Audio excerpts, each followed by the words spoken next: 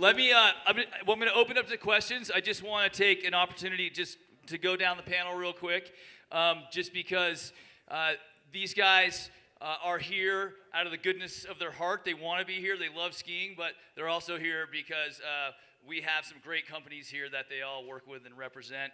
And Scot Schmidt, of course, with the North Face. I mean, the other day I skied with a guy and he had that signature yellow jacket on. I mean, Scott, you want to tell us a little bit about what you're doing with Yellowstone Club and the North Face? Yeah, he's teaching Tom Brady how to ski. Now, how is Tom Brady?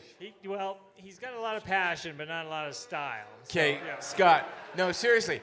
I'm dead serious. So Scott teaches Tom Brady how to ski, right? And did he really show up with a football helmet? No, he skis with a full face helmet just so people won't recognize him. Because the poor guy, he can't go anywhere, right? Right. I mean, it's like people just, he's the biggest celebrity we have there. And this is at Yellowstone Club where you are the ski Hands ambassador. down, yeah. Okay. He can't go. How did you calm him down? Well, he's super excited. He's very enthusiastic. He loves the sport more than football, I would say. Oh, imagine that. Oh, sorry. Go ahead. But anyway, what were we talking about? We're just moving on. Okay. We're talking I'm about just Tom giving Brady. I'm giving you guys sponsor plugs right now. Plake, Roxa, and Alon. You want to tell us a little bit about what you're doing with them? I was looking through old pictures. All right. Actually. We'll come back to you. Hattrup. tell us No. Seriously. Look what I have. Was ist That's das? the picture. The original selfie. That's the first selfie.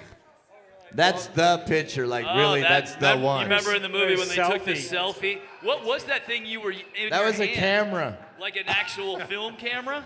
Yeah, and look, this is the film that Kodak. came out of it. It was a It's 110. really weird. The light went into the lens, and it had this weird stuff in there that like was exposed. And then you'd send it off, and like a week later, this would come back. You can't make a call or nothing with it, but it's pretty cool. After I see 30 that? years, that is the picture. Oh, okay. Yeah. Have you seen this? It's very cute. That's pretty cool. That's a fantastic picture. That is the picture. I have the negative too, which is this stuff that comes before that. Totally out of focus. Whatever. All right, I'm going to do this for him. Then we got Mike Hattrup with Fisher. Yeah, I ski for Ilan and Roxa and Lakey. No, your And time's over. Yep, Hattrup, you're up. Go ahead. Making backcountry stuff for Fisher right now? All the Alpine stuff. Okay, cool. Yeah, product manager at Fisher for Alpine and touring. Yo, let's hear it. Come on. All right, cool. And then at the end is Lynne Wieland, and we'll get to her in a moment, but yes, absolutely. Okay. Yeah, okay. We will. We'll get to you. Go ahead. Go ahead. What are you Okay, up to? so I live in Boise, Idaho. I'm a buyer at a ski shop. I raised both of my children there, and I love to ski on my mountain collective pass. So I come out every year. Awesome. Good. Johnny, All right. Stumpy, back to you. and What I wanted to, what I Lynne wanted was to in open this up movie. with- Was what?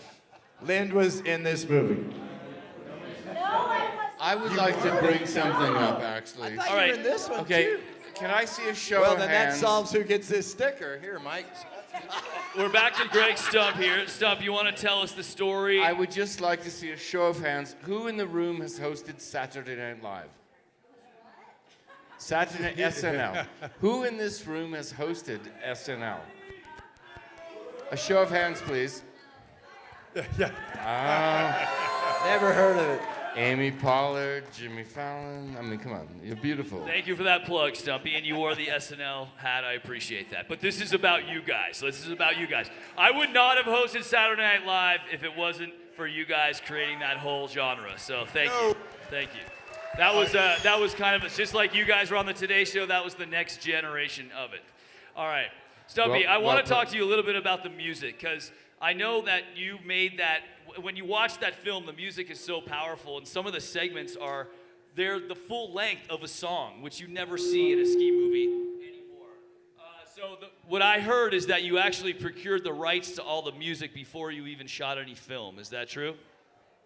Well, procured is a big word, Johnny. Thank you. Your question? I was just asking how you came about coming upon ZTT Music, and was that part of your radio DJs, and what was your whole theory about music, and did you keep the whole song and then cut the film to the music, or vice versa, or what were you trying to do there? The first 4 movies before Blizzard of Oz, I made the soundtrack in the radio station that I worked at. So I made the entire thing, and then I just pasted pictures to it. So completely backwards. It's not what they teach you in film school, Johnny, I respond. And these people took pity on me. Trevor Horn, Jill Sinclair at ZTT Records in London. You know, I mean, I didn't know they would like. I kind of knew they were big, but I was just like this kid that showed up there, and they're like, "What do you want?" And well, I don't have any money. I want to use all your music in my movies, and they're like, well, this Irish guy, he was the henchman, and he said, Stumpy, my boy, you can use all our music for free on one condition and one condition only, that the movie's beautiful, because otherwise it won't see the light of day. No, it's true. That's right? amazing. No. Yeah, but you obviously cut it perfectly to the music, and did he get final approval, and he gave you the green light to put it out? Oh, he was out of the picture by the time the movie was done. Well, that worked out. But no, all right. No, actually, he wasn't. I want to open this up very, to. very I want to open this up to questions. I think it's interesting when we're talking about music and Stump films. Okay, yeah, we obviously had some. We debuted some great bands. Seal, obviously, we had a lot to do with his career. In fact, blossoming in the United States and especially North America, all of North America. But even going back before that, including Blizzard of Oz, Greg had some friends up there in Portland, Maine, that actually wrote theme songs. Time Waits for Snowmen had its own ski song. Blizzard of Oz has its ski song. Maltese Flamingo had its ski song. And I just find it, I just think it's so funny to think it when we watch ski movies and sport movies in today's era, to think that good back when we started doing our thing, good, the rat, and the gnarly. And I just think it's funny. I mean, in today's world where everything's digital and we can push buttons and do really fancy things, and it's wonderful because obviously the art form is, in fact, being even rediscovered as technology is growing. But to go back and to think about, we make jokes about film and this have you, and for them to actually take the time to write the music for the song, to have a theme song, I just find that very interesting. And those songs all stick out in our heads for sure, because you've watched those stupid movies over and over and over. So it's pretty funny. I really love Ted Musgrave was the man that did most of the writing. Man, one of his friends is here tonight. Yeah. Nice. Well, because you're living in a blizzard. And then they had the Blake song. Blizzard of Oz. The Blizzard of Oz. Because I Maltese couldn't license. Flamingo. I mean, I know, it's and funny. you couldn't license stuff. So I mean, and this is where Warren Miller's Achilles heel was. He was so big. Sucked. No, it sucked. But he had to do and I feel for Warren, right? Because he had to do needle drop, which is stuff he like. You like Warren Miller was so big that he couldn't, go to any kind of, who's he gonna go to? First of all, he didn't know. Oh, did I say that? No, but it's, because I have a soft spot in my heart for Warren, because his music was actually very good. I'm right, but it was stuff that made the movie great, but he had to, it was called needle drop. So, so I had to license it, because, and lots of What is needle drop? Yanni? Well, needle drop was like when you made videos and things, you could actually license things by the needle on the turntable dropping, and so you could use little bits. But it was very inexpensive, and that's what Warren did. Thank you. It's Right, cheap but enough. But it you were was talking about affordable. going and getting full songs. You got the label signed off on a full kit of different musicians, everyone under their label. That's the difference? Yes. Got it. All right. Glad we cleared that up. Hey, How about some it's actually more questions? Let's get some okay. questions. Yeah, let's get to some audience questions here. I saw some hands shoot up right there. Jackson, what do you got? Ladies and gentlemen, Jackson Hogan from realskiers.com. Thank you, ladies and gentlemen. Jackson Hogan. Jackson Hogan. Who's your question for? This is for Glenn. Glenn, 30 years later, how do you manage to keep that mohawk so stiff and firm? Well, it's a wide hawk. Same. This week, this is a Cialis. partially a medical question. It's a wide hawk. It's a wide hawk. It's a. It's a wide hawk. There's a lot of Oysters. family show. It's a But wide hawk. same old junk, you know. We're using Knox gelatin, and my wife helps get me up. Right there, Kimberly Plake, stand up right there. It's really. Do we have any less suggestive questions? Maybe something more appropriate for a family audience. All right, here we go. All right, in that interview. Coming from a family, by the way. Hey, how are you? I'll tell you what, on that interview you did there on TV, on the movie there, you said no injuries, Scott. Are you still injury-free? I'm still injury-free. For real? Knock on. Whoa. Thank you, ladies and gentlemen. This message is brought to you by the American Insurance Corporation. Yes. All right, I got one that's going to be a bomb for a lot of the younger generation.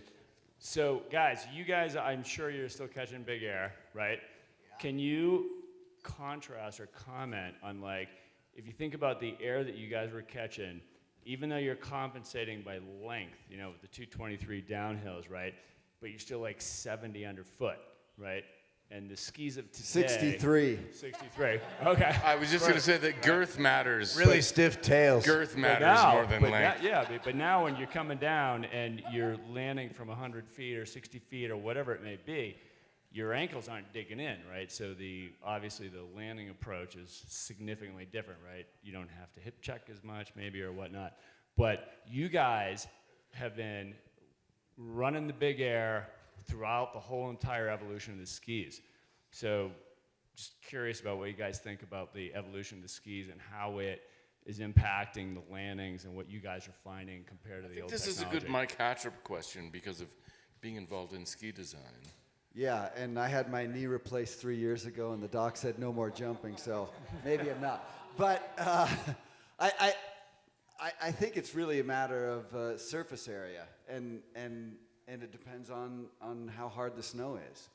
So if you've got a shorter, fatter ski versus a 223, I mean, none of us skied on 223s in the movies. It was all GS skis.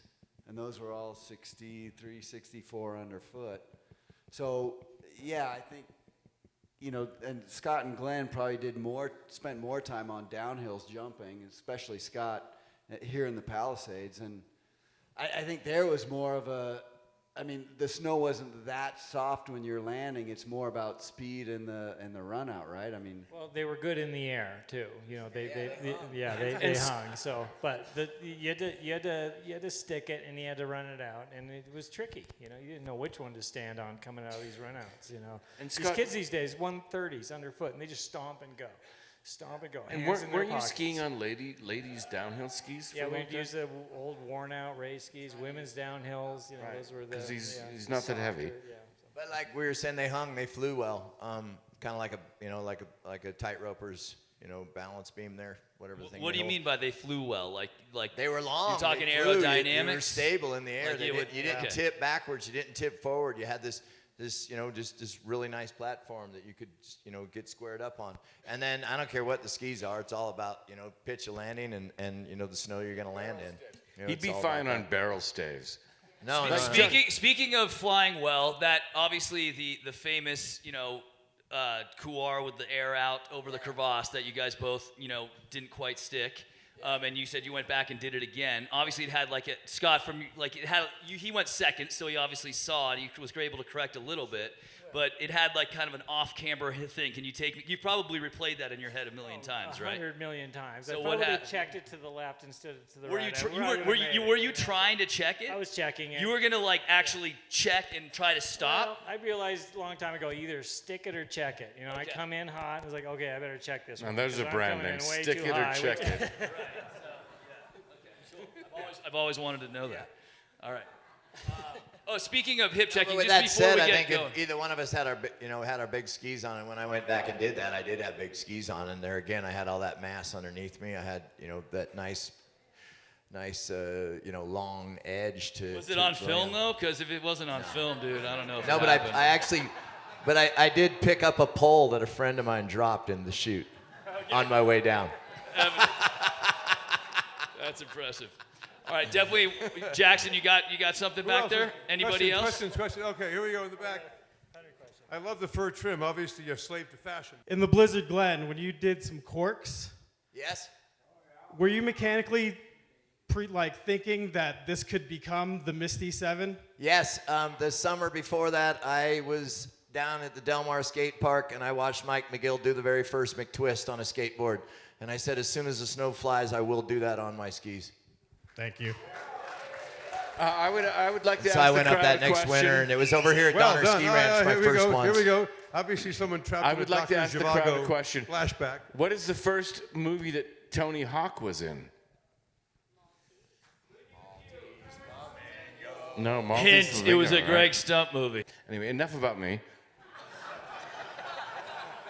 I'm Yes, very sir. fast Yes, with young this. man. What's your question? So, for everyone in the movie, do you guys still go to France to ski in the Alps? I actually based myself in Chamonix, France. I've been in and out of there since the movie. Cool. I got home from Norway 3 days ago. I quit going to Europe when we discovered Alaska, and then I phased into Montana. And, I haven't been back since. But Europe's awesome. Do not go. It's awesome. Speaking of their trips to Chamonix, I just want to let you guys fill in a little bit on Lynne Wieland. A lot of people who know her, she was a skier here. She was on the freestyle team, a national champion in aerials. Was working at Granite Chief when Hot Dog the movie came to town, and she Banana Pants. outskied the actor they had as the role, and she became Banana Pants, and that was her first foray into ski movies. Tell us the story of how she, how Plake took her place in the movie. Have after she Lynne broke tell her it. back. Lynne, Well, Lynne, not that Plake needed any help to get his little start in the ski industry, but the original segment in Chamonix in Blizzard was myself, Mike, and Scott. And we got over there, and it snowed we showed in the movie for the first week. Nobody skied, so our first day out filming, it was Mike and myself, and it was the first shot of the day, and I went first, and I skied off of an unmarked drop-off, and I fell, and I landed on a cat track, and I broke my back. So I was helicoptered off the hill, went to the hospital. You guys met me down there in the hospital. Greg, the doctor, came out and said Lynne broke her back. I actually passed out. Greg fainted. No, I did. No, And then I got in an ambulance the next day and went to Geneva and spent 3 weeks in a hospital in Geneva and had back surgery and flew home and all that. So they needed a third skier for the segment, so that's when Glen was brought over. So everything, if you watch Legend of Oz, which is a follow-up, it's kind of a very self-absorbed it's a documentary. It's a documentary on the history of the ski movie through the eyes of Greg Stump. Right, And very so self-absorbed. in my interview in that, Me. Legend of me. We talk about how it all really went down, and that's what I just said is how it all really went down. That's how Glen got over there. And after the Squaw Valley segment, me and Benedict, who unfortunately is not up here with us, and that's Bruce, who directed most of Greg's photography. What the fuck did you just say? Directed most of my photography? I said directed. No, there's 2 camera people, Glenn. And you weren't one of them. He directed me? He what did you Benedict say? came over and said, you got a passport? I'm like, no. And he goes, get one. So I hauled butt down to Los Angeles and got a passport. Not necessarily, there was some slight chances of me going to Chamonix. And then when I heard about Lynne's injury, literally I was on a plane. My very first, my first thing I did in Europe was we went to the hospital Came and to saw the hospital. and saw You guys Lynne. came and saw me after I had Yeah. had surgery, and okay, so yeah, I had a catheter. Okay, if you've ever had surgery, I didn't know where it was, like the bag. And Glen, all these guys are in my hospital room. I'm flat on my back, and Glen holds the bag of pee up and says, "Just want to let you know how you're doing." I was like, thank you, Glen Plake. So yeah, good one. But thankfully, I'm walking, I'm talking, I'm skiing again. I ended up, I never skied in any more of Greg's movies. but I did manage that was to the make, lawsuit. That was the lawsuit. That could have been that. But I did get in a couple of Warren Miller movies and some magazine things. Yeah, how'd and, that go you know, for you? I had a good career. Listen to Greg. Listen to him. Speaking of kind of catastrophic injuries, I mean, one thing you guys are all here. I mean, like you said in the movie, the downside of going hard in what you do in extreme skiing is you die. It's not like you blow out of the course and you get another shot out of it. How do you guys think about like managing your ego and risk simultaneously? Who wants to go first now? about the ego? Sorry, with Scott. I mean, because it's like you know you can do it. Glenn, But I think you should go first about the ego. How do you do that? Right. I mean, yeah, ego. Let go of my ego. Confidence. I've been through the worst, and that's just the way it is. You know, you don't sign up. Nobody puts luck, as we'll just take a chance and see how it rolls. That's, I had a great climbing friend of mine that in the middle of a big pitch one time said, sometimes I care a lot. And I'm like, well, that's good. And then sometimes, Excellent and he goes, story. and sometimes I don't care at all. And he makes this move, and I was just like, oh shit. And certainly we can go through that, and I think there's something to think about that, and certainly can make us do extraordinary things. But again, like I said, I've had bad fortune occasionally, but it's not why we go out there. You don't go out there to test fate. You go out there to go do interesting things as opportunity comes. Glenn, can I ask you a question about Nepal? Sure. And did anybody see Glenn on Anderson Cooper? I know, like he's laughing and crying at the same time, and I've never seen you do that.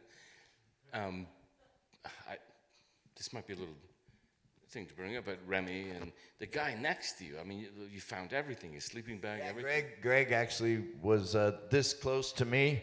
As I said, I think that's a really strong wind, and he went, I think it's an avalanche. No, it's And strong we've wind. never found his body. Never. The French have a saying, un coup bordé de nuit, means my ass is full of noodles. And it means you're very, very lucky. A lot of udon. It's a lot of udon. But no, we were literally, mon coup bordé de nuit. It was just it was a bad situation, and 13 other people lost their lives that day also. And Glenn, you were really reading scriptures. Yeah, I was reading daily devotionals that morning in my tent, and head under the bag, and we had strong winds. We were at 7,200 meters, so Manaslu. We were at 7,200 meters, so we were quite high. None of us use oxygen because I find that bad taste and bad style. So it was a big high night, and things went bad. Serac came down and took out. We got hit by a wind blast. We were not part of the avalanche that took out Camp 3. We were kind of off on ourselves, and it was a gust of wind that blew us off the mountain. And I went from where I was sleeping to where I ultimately rested was a little more than 3,000 feet. So, but I have been back several times in light of Remy's career as a professional mountain guide. And in light of Greg's career as a professional ski instructor, I've actually started a nonprofit organization teaching skiing to aspirant mountain guides in developing countries. And I work in Nepal doing ski skills there. And then also I'm going to start another program next year in Peru. So in light of that. I got really, really lucky. When you climb high altitude peaks, we have a bit of a crew chief, so to speak, running the show from down below. And this isn't about that story, but I will say that I was surrounded by great people. I happened to find a radio. I got onto a radio very, very early on, I was told to walk off the mountain. So over the course of 18 hours, I walked myself back down to base camp, where I was able to see pictures of Kimberly hanging in my tent, and I was able to actually have my peace and taper quite well. And So I you got really walked lucky. back up, is that right? Huh? Did you walk back up? Walk back up? Yeah. No, I was way too injured to do anything else on the mountain. I had too much stuff. All my Now, teeth when were did bashed in. Anderson Cooper get a hold of you? when I got back to Kathmandu, they had arranged an interview. Jackson, I think we got a question over there in the yellow. Do you have one right there? Oh, where are we coming Right from? there, yellow glasses. Anybody? Why don't you I just guess stand moral up of and the shout story it is out? Go ahead. Anybody playing in high altitudes, you're rolling the dice. It's just the way it is. What's that? I'm on a Ripstick 106 most of the time. My go-to Elon. ski happens to be a Ripstick 94. Scott? Stokely 115. I got a big, huge quiver. Have any of you skied Tuckerman Ravine in New Hampshire? Yeah. Okay. No way. Actually, all three of us skied have, it actually. together. I have. In steepness, how would you compare that to the Palisades at Squaw? You know, anytime you get onto a pitch where you got to check up steep, steep is steep. It's irrelevant. It's hard to compare those because Tuckerman's is much longer, sustained vertical, and Palisades is short, steep. You know, the top is near vertical, and then it tapers off. And Tuckerman's is longer for a sustained area. The cool thing about Tuckerman's, it's the only place on the planet where you can backcountry ski with 1,000 other people. It was my fourth trip to finally get to Tuckerman's when I finally got to do it.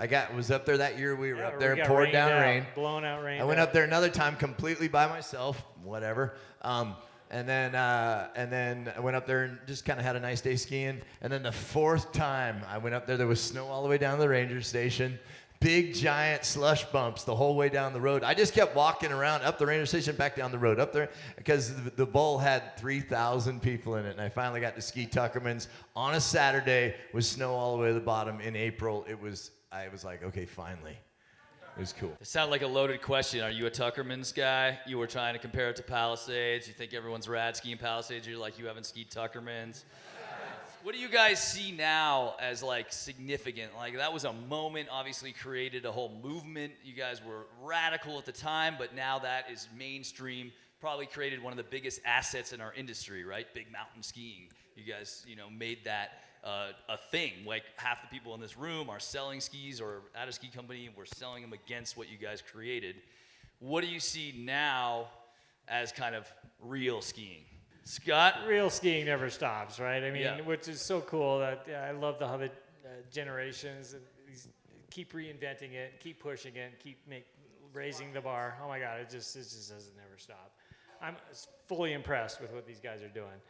We got these guys sending it over everything and just stomping and going big and faster than we could ever imagine. And so I'm thoroughly impressed. Plake, I remember we had this conversation when Twin Tips came out and Shape skis, and you were not that hot on that at the time. I mean, Twin Tips maybe, but what do you think is real skiing now? Where do you, do you still pine for your 223s? And Sitting there looking at the film tonight, me and Hattrup were commenting on how undesirable most of the snow was that we skied in that film. Nowadays they're all, got to get up early, got to ski that POW, got to do this and this, and they say that this movie so-called inspired a generation. Well, if you really, really look at that footage, we're skiing some really crappy snow. Well, the wind crust in particular. And I think Skinny ski and wind crust in particular. I think people may need to rediscover, because I certainly love all snow, not just light variable and fluffy. conditions. Are you referring to snow snobs? I just think it's funny that We got a lot of them here. So what is real skiing? I don't know. I hate to sound like a bump fag, but you and me both know what real skiing is, and that's in those moguls. There you go. Glenn, it's a bump homosexual. And it's real Get it easy to straight. find out if you can't do it. Well, and Glenn, But I think you can say that. To me, real No, it's skiing true. is super broad now. You look at the people running World Cup downhills. If you went and stood at the top of the Hanekom, you'd be scared. You wouldn't believe your eyes. And I would was hope just so. in Norway, and somebody skied the Troll Wall, and the Troll Wall, if you saw it, it's all rock. And I said, "What do you mean somebody skied it?" And if you saw the line that he skied, it's mind blowing. And then you go to the park, and and I can't even keep track of which way they're twisting and spinning. My favorite And thing all to do is those watch a things- rail movie. All those things, to me, are the pinnacle of our sport, and it's gotten much broader than it used to be.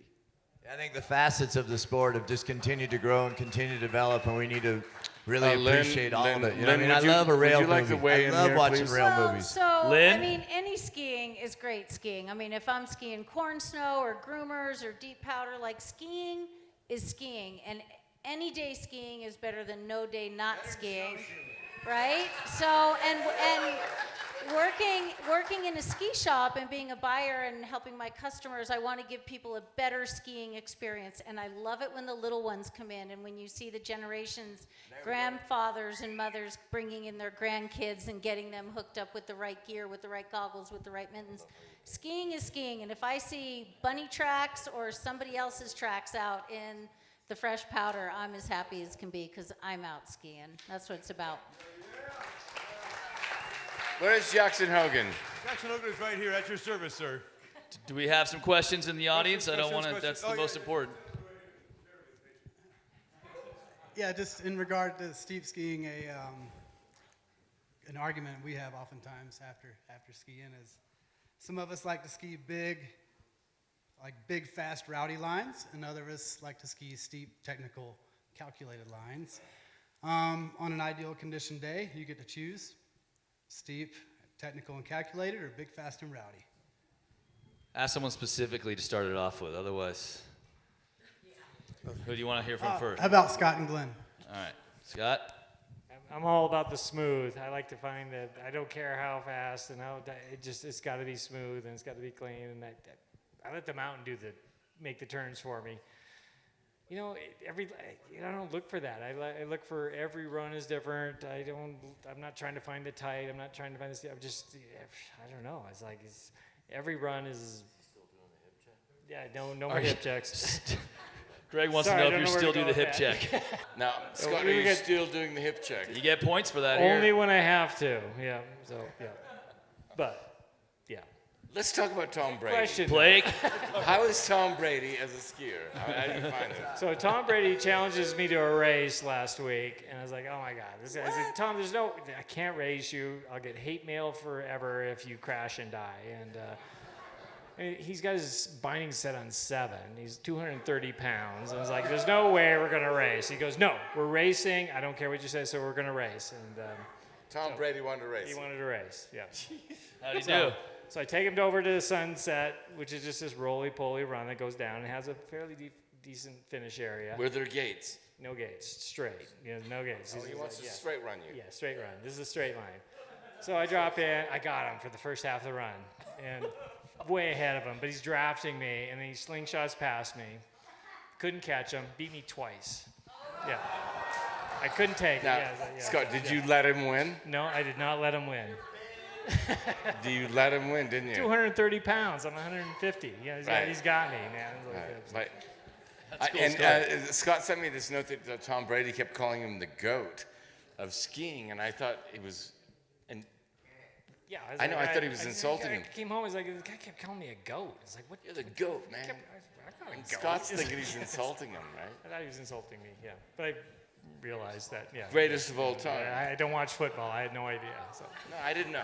I never. I mean, what we really want to know about is Giselle, but you guys keep wanting to talk about She's Tom a Brady. very It's beautiful weird skier. dudes. Blake, Blake, you want to follow up on that question? If you have the choice of conditions between steeps, what was it? Steeps, cliffs. If you're looking at a nice aesthetic line, it's going to have both. Yeah. You know, it's going to maybe have some technical section through it, and then some places where you can, let it rip. And I think that makes things nice, And back to what Scott was saying, I don't keep score at all. Another run's another run, another day's another day. None of them's better than the other. None of them's worse than the other. No ski area is better than the other. Never had the best that's day not skiing. true. Bullshit. I ski a bunch of crappy ski areas, and I love them. And where do you choose to live?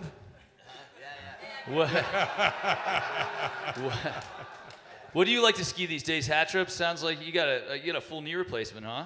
So you can't jump, but what do you like to ski when you, I mean, besides, I guess, being in the backcountry? What do you I do? still like everything. Yeah? I mean, I with a good pair of GS skis on a hard groom slope, Yeah. I love bending a ski and standing on it.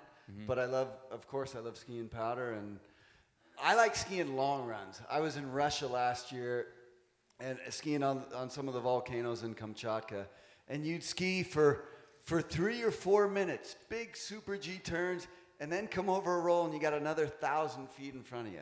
And that for me was awesome. I'd rather see I want my legs to quit before the slope stops. That's Vidania.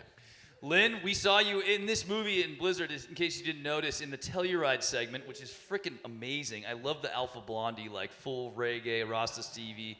But she was ripping the moguls with the tassels on her arms. And just like beautiful Club A mogul suit. skier. The What Club about A you? suit. You still getting the bumps, or what do you like to ski? Oh, well, the bumps. There are the bumps that you have to get through sometimes to get where you want to go. But, and Mike lives in Ketchum and skis Sun Valley.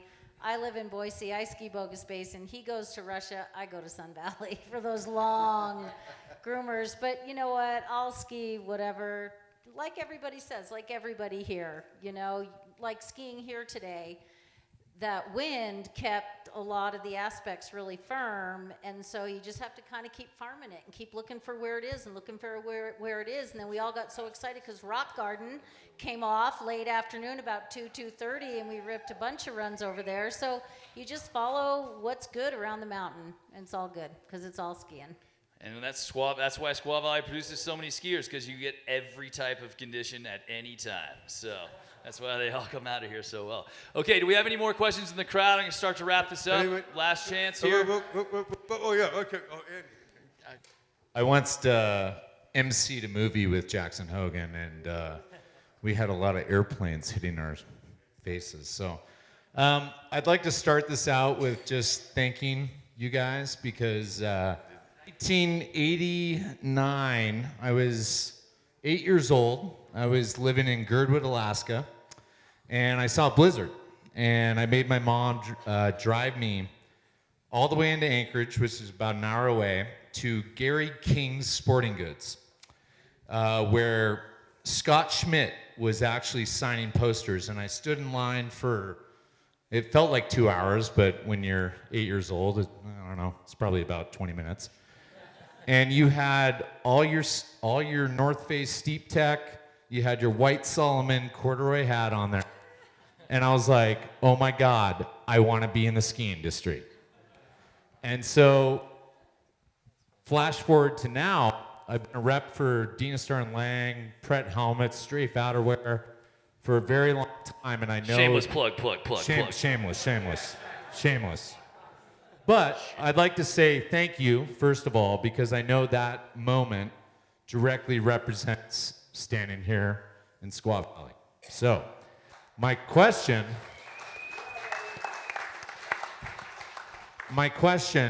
and starting with Miss Banana Pants. Lynne Wieland, please. Lynne Wieland, is who was the skier that influenced you the most growing up? Well, I watched all the gals like Susie Chaffee and Penelope Street and Genya Fuller on Wide World of Sports and in the ski magazines and stuff. But I think it was Karen Huntoon. You know Robbie Huntoon? His sister came, and we had a good, strong group of gals at Killington that were on the freestyle team. And we were all about 10, but we all had male coaches. So Karen Huntoon came as a guest coach one time. And she took all the girls out skiing, and I remember we were all about 10 years old, and she said, keep your hands in front of you like you're hugging your boyfriend. And we looked at her, we're like, we're 10. We don't have boyfriends. But I will always remember Karen Huntoon, and I got to meet her again last year at the Ski Hall of Fame induction ceremony here at Squaw Valley. I think I'm going to wrap this up here. They're going to be around. As you know, these guys are so approachable, and that's why they're some of our most valuable assets in our industry. And it's these radical ideas that were welcomed by places like Squaw and allowed this kind of generation to start and this era to begin. And I really want to thank Peter Glenn, Ski and Sports, for being one of those. Yeah. And you guys may not know this because we're West Coast oriented, but the guy who started Peter Glenn, Ned, it's just the coolest dude. 60 years ago, he opened up a little ski shop in the basement of a clothing store, and got Head to give him some skis to sell, and sort of was a passionate skier, and that's what all these guys are, and why our industry is great. And so thanks once again, Lori and Martin and everybody, and Peter, if you're here still, for hosting us tonight. And thank you, Glenn, Scott, Hattrup, Lynne, Before we Johnny, go, Scott, yeah. And Jim Plake, Glenn's father. before we go, hold on. Here's Where did one you for get you. Those? This is Really? in 3 years we get to have the 30th anniversary of Dr. Strangeglove.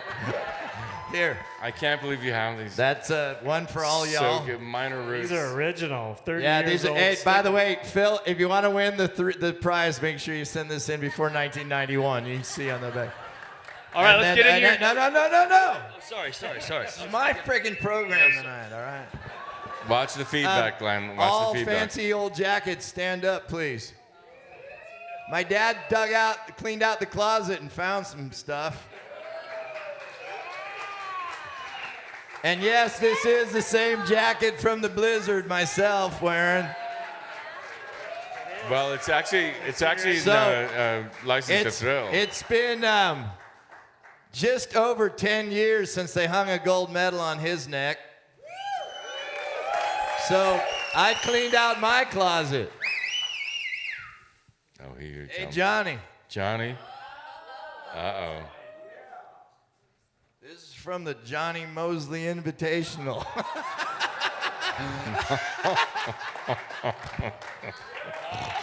Wow. Wow, it's a Tommy Hilfiger. That's pretty neat, dude.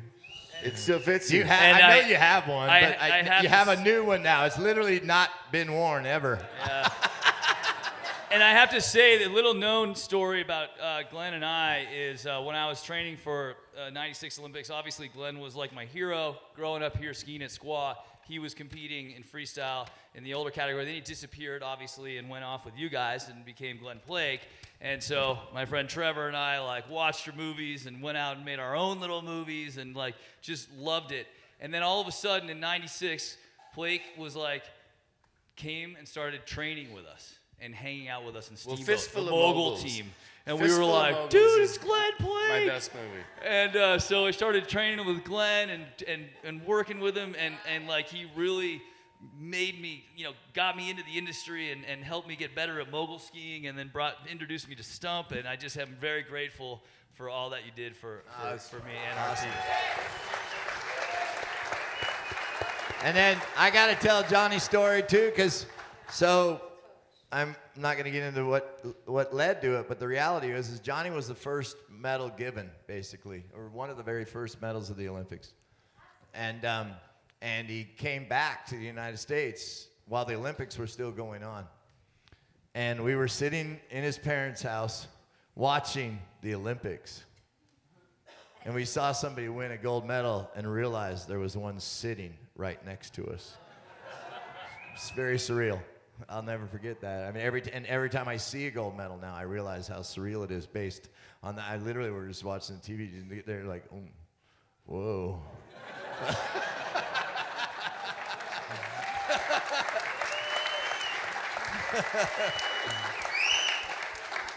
And then a nice little flyer in case you want to buy a Blizzard of Oz VHS for $39.95.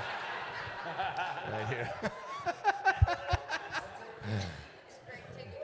Pretty cool, actually. Look at that color. What else you got? You got it? You got anything? Anything? I didn't really. I just to let everybody know. I literally have a. I have a 2-car garage full. Like I don't even know what's in there. Someday we'll all meet there and we can go through boxes. But there's a picture of Stump while we were filming Blizzard. You look about the same.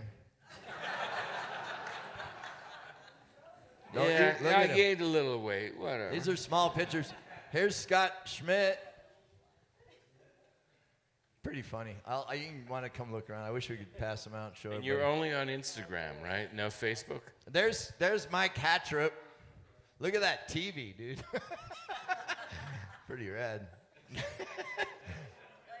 Anyways, blah, blah, blah. It's crazy. One of these days we'll dig through the boxes. Right on. Thanks.